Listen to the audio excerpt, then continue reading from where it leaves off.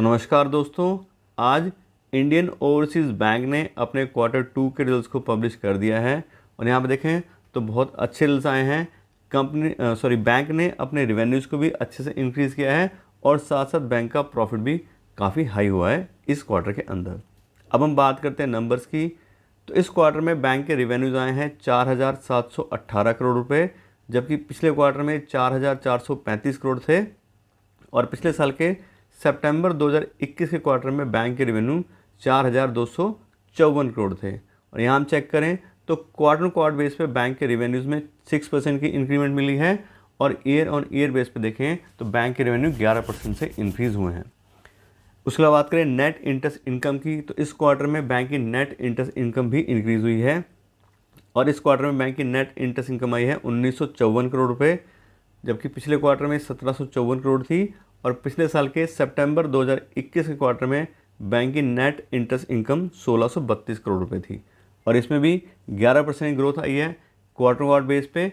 और year on year base पे बात करें तो 20% से बैंक की नेट इंटरेस्ट इनकम बढ़ी है। तो दोनों ही पैरामीटर पे बैंक ने ग्रोथ दिखाई है, क्वार्टर बेस पे भी और ईयर ऑन ईयर बेसिस पे भी।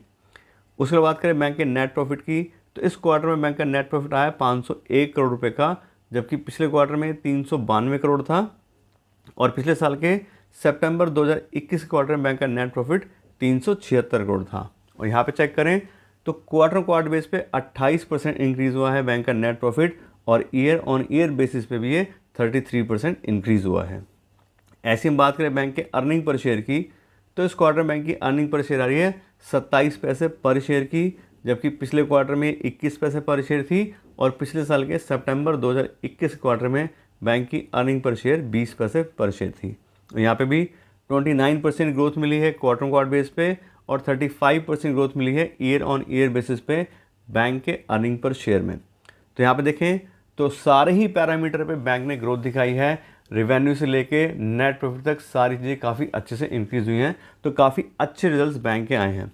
इसके अलावा बात करें बैंक के एनपीएस की, तो बैंक ने इस क्वार्टर में अपने एनपीएस को भी कंट्रोल करने की कोशिश करी है और इस क्वार्टर में बैंक के ग्रॉस एनपीएस आ रहे हैं 8.53%, जबकि पिछले क्वार्टर में 9.12% थे और पिछले साल के सितंबर 2021 के क्वार्टर में बैंक के ग्रॉस एनपीए 10.66% थे। तो यहाँ देखें तो क्वार्टर बेस पे बैंक के ग्रॉस एनपीएस कम हुए हैं और ईयर ऑन ईयर बेसिस पे भी बैंक के ग्रॉस एनपीएस कम हुए हैं। उसके बाद बात करें नेट एनपीएस की, तो इस क्वार्टर में पिछले क्वार्टर में बैंक के नेट एनपीए यहाँ पे इंक्रीज़ हुए हैं।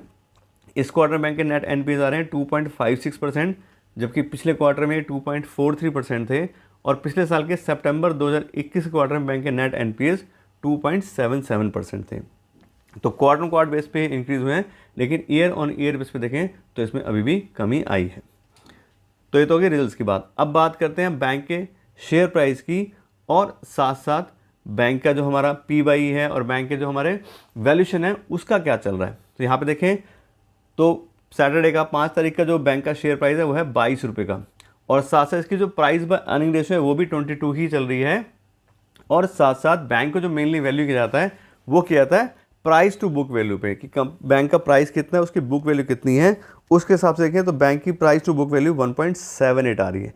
और आपको बता दें इंडियन ओवरसीज़ बैंक की जो पी/ई चल रही है 28 की और प्राइस टू बुक वैल्यू चल रहा है 1.78 का, ये दोनों ही हाईएस्ट हैं एज़ पर पीएसयू बैंक। यानी कि इस बैंक का पी/ई भी सबसे ज़्यादा है जो हमारे सरकारी बैंक है उसके हिसाब से, और प्राइस टू बुक वैल्यू भी सबसे ज़्यादा है सारे प्राइवेट बैंकों में। यानी कि एक तरीके से ये ओवर वैल्यूड बैंक है, यानी कि जितना पैसा ये कमाता है, जितनी इसकी बुक वैल्यू, उससे कहीं ज़्यादा प्राइस इसको आज की डेट में मिल रहा है। तो यानी कि ऐसा नहीं है कि सिर्फ 22 रुपये का शेयर प्राइस है तो सस्ता है, नहीं, ये उल्टा महंगा है। यानी कि सारे सरकारी बैंकों में सबसे ज़्यादा महंगे शेयर जो हैं वो हमें इंडियन ओवरसीज़ बैंक के मिल रहे हैं। और अब हम बात करते हैं अपने इन्वेस्टमेंट डिसीजन की, हमें हमारे इन्वेस्टमेंट डिसीजन में क्या करना चाहिए इन रिजल्ट को देख करके। तो अगर आपने ऑलरेडी इन्वेस्ट किया हुआ है तो आप देख रहे हो अच्छे रिजल्ट्स आए हैं, कोई दिक्कत नहीं है, बैंक का रेवेन्यू भी अच्छे से इंक्रीज़ हुआ है, प्रॉफिट भी इंक्रीज़ हुआ है। तो मैं जो किसी भी कंपनी को या बैंक को जज करता हूँ मैं उसके प्रॉफिट से, उसके बिजनेस से उसको देखता हूँ, शेयर प्राइस से नहीं। शेयर प्राइस इन्वेस्टमेंट करने से पहले, उसके बाद में उसका बिजनेस। अगर बिजनेस अच्छा चल रहा है तो बिल्कुल हम लॉन्ग टर्म के लिए इन्वेस्टेड रहेंगे। तो वही मैं आपको सलाह दूंगा कि अगर आपने ऑलरेडी इन्वेस्ट किया हुआ है तो आप देख रहे हो बिजनेस अच्छा चल रहा है तो हमें बिल्कुल इन्वेस्टेड रहना है, जब तक कंपनी में कोई ऐसी बहुत ज़्यादा प्रॉब्लम ना आए कि हाँ भी कुछ लग रहा है आगे फ्यूचर में कुछ गड़बड़ हो सकती है या फ्यूचर ख़राब हो रहा है तभी हम एग्जिट करते हैं, अदरवाइज़ हम प्राइस बढ़ता रहता है, धीरे धीरे कंपाउंडिंग होती रहती है और वहाँ से डिविडेंड भी आते रहते हैं। दूसरी बात हो गई नया पैसा इन्वेस्ट करने की। तो आप देख ही रहे हो बैंक ऑलरेडी हाई वैल्यूएशन पे चल रहा है, पी/ई के हिसाब से भी और प्राइस बाय बुक वैल्यू के हिसाब से भी।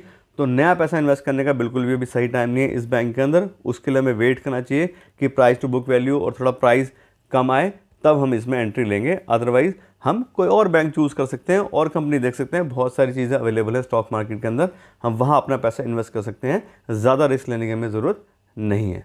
तो आज के लिए इतना ही रखते हैं। Thank you so much.